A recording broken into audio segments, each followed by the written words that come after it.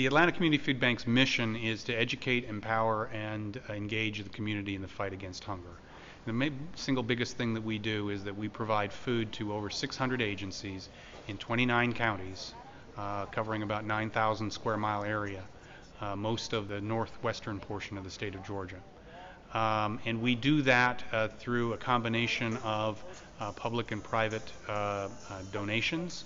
But 75% of our food that we distribute, which will be about 50 million pounds this year, so that's enough to feed more than 40 million people, will come from private donations. It comes from corporations, it comes from food drives, it comes from reclaiming food at restaurants and hotels, it comes from picking up food that's surplus at grocery stores. And our funding is 100% private funding. We get some limited amounts of money under various government programs that are made available to private organizations for the purchase of food. But other than that, we do private fundraising with companies and foundations and individuals throughout our territory to fund the operations of the food bank. We had a small grant from British Council to really train 100 women on how to start an enterprise or around entrepreneurship.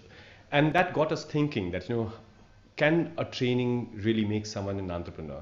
Is it possible that you spend 10 hours with someone and on the other end they come out to be as a successful entrepreneur?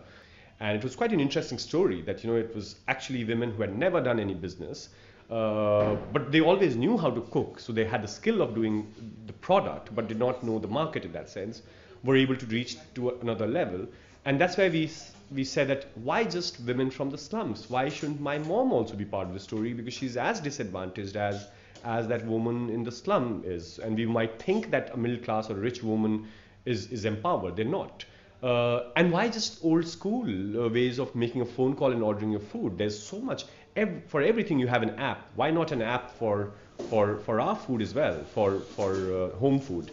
So we started something called Million Kitchen, which is primarily a tech-driven, tech-enabled, which is web and app, home food discovery and delivery platform.